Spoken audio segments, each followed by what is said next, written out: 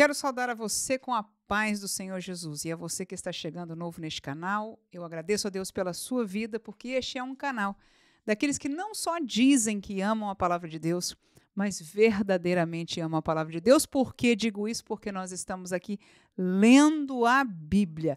Não só um versículo, mas um texto bíblico, caminhando capítulo por capítulo na palavra de Deus para aprendermos dela a sabedoria que é de Deus para as nossas vidas. Por isso, muito bem-vindo a você que está aqui conosco nesse dia, e eu já te convido para abrir a sua Bíblia no livro de Salmos, terças e quintas. A gente está caminhando nos Salmos, capítulo 24 é o que está proposto para nós neste dia, e nós vamos ler juntos a palavra de Deus. A vocês que têm recebido no WhatsApp, muito bem-vindo, e você que está curioso se poderia receber este devocional no WhatsApp, nós temos acesso na descrição para você fazer a requisição e ser a parte, né, daqueles que recebem pelo WhatsApp o link para esse devocional. Assim você não vai precisar nem abrir o YouTube cada manhã ou a cada tarde quando você estiver conosco. Vamos lá, capítulo 24 do livro de Salmos, a palavra de Deus diz: Do Senhor é a terra e a sua plenitude,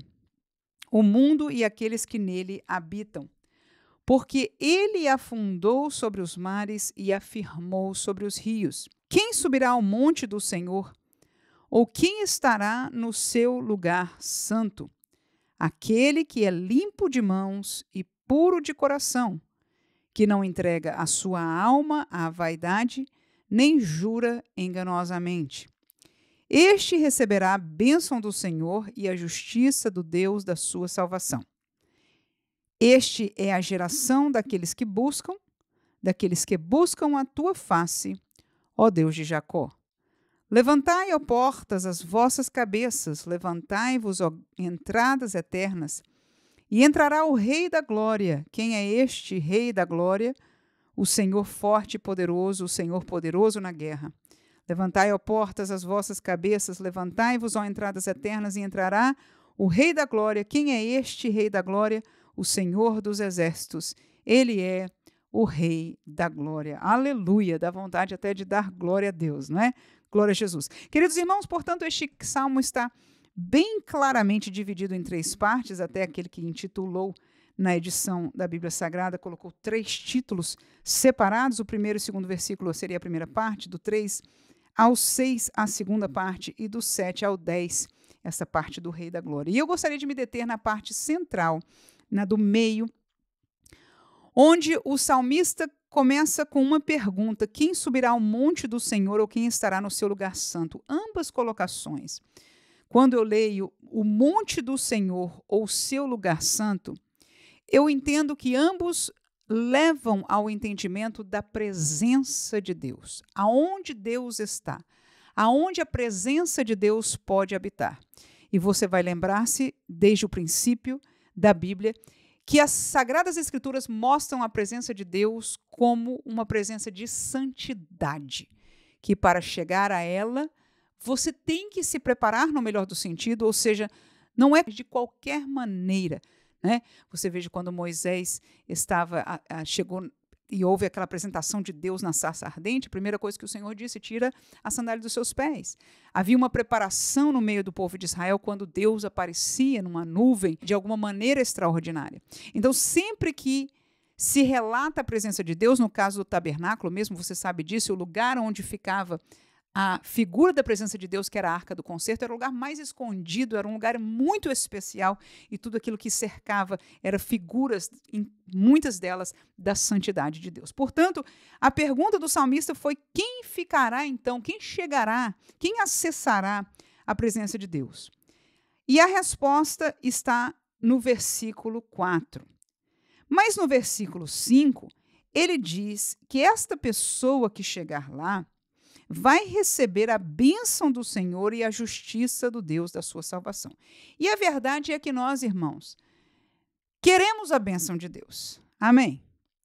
A gente quer a presença de Deus, ela é boa, mas a verdade é que no nosso egoísmo humano, nós buscamos as bênçãos de Deus, a justiça de Deus a nosso favor, ao nosso lado.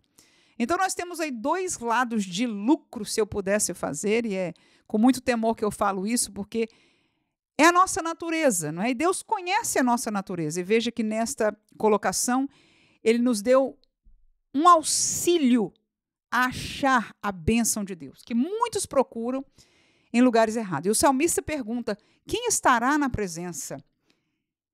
Este vai receber a bênção de Deus. Mas os requerimentos são o que estão no versículo 4. Ser limpo de mãos, fala dos nossos gestos, daquilo que nós fazemos, das nossas obras. Puro de coração, não entregar a sua alma à vaidade e nem jurar enganosamente. Destes 4 pontos eu gostaria de focar hoje naquilo que é ser puro de coração. Porque quando eu li estas palavras, puro de coração, tendo sido criado no Brasil, diante da televisão brasileira, de uma cultura brasileira, eu me pergunto, e até hoje, vivendo já há 27 anos aqui nos Estados Unidos, eu me pergunto, quem é hoje, quem pode ser hoje puro de coração? A nossa cultura, e hoje é mundial, é uma cultura maldosa, maliciosa por natureza. Nós vemos maldade em tudo e em todo mundo, porque nós somos treinados, nós somos expostos a esta malícia. Então a pergunta é não só o que é ser puro de coração, mas quem é que hoje se encontra numa posição como essa? E quando eu perguntei-me o que é ser puro de coração, a primeira coisa que a minha mente, a minha memória biblicamente me levou foi a questão das crianças. Eu me lembro algumas vezes, 2 vezes pelo menos, que Jesus trouxe uma criança para ser colocada numa posição central e chamou a atenção daqueles que estavam perto a aprenderem alguma coisa com a criança. E eu entendo que uma das coisas que a gente pode aprender é com a pureza de uma criança. Jesus disse: em verdade vos digo que qualquer que não receber o reino de Deus como uma criança não entrará nele. Então essa comparação, e uma das coisas da criança muito forte, é a pureza dela, a falta de maldade, né? Principalmente numa idade tenra. Ela é livre, ela é limpa. Não que não tenha a natureza pecaminosa da qual nasceu, mas é diferente da maliciosa que nós adquirimos na nossa cultura. Quem concorda? Segunda lembrança minha veio de ver pureza nos atos dos outros. E isso eu me lembrei porque eu fui atrás da Bíblia de outros textos que falasse do que é ser puro de coração. E eu encontrei esse título que diz assim: todas as coisas são puras para os puros. Olha lá que coisa interessante. Todas as coisas são puras para os puros, mas nada é puro para os contaminados e infiéis. Antes, o seu entendimento e consciência estão contaminados. Ou seja, aqueles que não estão puros, eles têm a cabeça dele, a consciência dele, a vida dele já é contaminada. É como aquele texto que fala do coração. Então, quando você já está por dentro contaminado, o que sai para fora, o que você vê, o que você anota, o que você pensa, é contaminado. Mas o interessante que a Bíblia diz é que todas as coisas são puras para os puros. E eu tive esse seguinte pensamento: o ímpio, ele desconfia antes de confiar. E aquele que é puro, ele confia até as coisas ficarem tão críticas que ele não possa mais confiar. E eu aprendi isso na prática do meu dia a dia, trabalhando para algumas pessoas que não eram pessoas de Deus, não eram pessoas salvas. E eu digo isso por uma das coisas é essa impureza que via. Desconfiavam de mim, eram maliciosos, até que no meu trabalho, pouco a pouco, graças a Deus, nós fomos deixando um testemunho que um trabalho atrás de outro que nós temos vivido, nós temos deixado o testemunho e ouvido da parte deles. Alguns claramente assim: quando eu cheguei, eu não confiava em você. Mas hoje eu tenho certeza, aleluia, que eu posso confiar em você. Então, esta pureza, esta confiança inicial não existe no ímpio. No entanto, segundo a Bíblia Sagrada, é a nossa natureza dos salvos, daqueles que são puros. E aí vem a colocação. Se eu, então, sou pura, parece-me, por esta última colocação, de que alguém, ou seja, da parte de Deus, houve ajuda para esta pureza, e é uma realidade. Porque eu encontro Davi no Salmo 51, pedindo isso a Deus. Ele diz: cria em mim, ó Deus, um coração puro, e renova em mim um espírito reto. Ou seja, a nossa pureza de coração não pode existir fora de Deus, porque a nossa natureza é pecaminosa, é separada de Deus. Pureza, santidade é virtude de Deus. E todo aquele que está apartado de Deus, está no mal, está em pecado, ele não tem a sua essência, né? Não tem a presença de Deus nem a ajuda de Deus para que haja esta pureza. Por isso são maliciosos, maldosos. E não veem nada puro, como disse o texto passado, porque o seu entendimento e a sua consciência está contaminada. Então, eles fazem do que lhe é natural. E nós deveríamos fazer o que é natural. Davi roga, Senhor, que seja puro. Mas no concerto que nós vivemos, aleluia, da graça, nós recebemos a purificação, o perdão e a purificação. E a presença do Espírito Santo que deve viver em um templo puro, santo. No entanto, quando nós recebemos, quando nós somos perdoados e purificados, estamos puros. Mas a verdade é que se nós não zelarmos pela pureza, pela obediência à palavra, pela comunhão com o Espírito Santo, nós não permaneceremos. Eu não sei quem de vocês tem essa experiência. Eu tenho. Quando a gente vai se enfraquecendo na fé, se afastando do Senhor, não cuidando da vida devocional, de orar, de pedir a Deus, mesmo que seja em fraqueza, mas ter um pouquinho desta comunhão, de estar na igreja, aleluia, de ler a palavra de Deus, de pensar um pouco nas coisas que são de cima, a gente vai perdendo isso e vamos voltando àquela natureza humana, e eu não estou dizendo a espiritual das trevas, mas a natural, aleluia, da nossa natureza humana, que aí a cultura gravou em nós muito forte a malícia.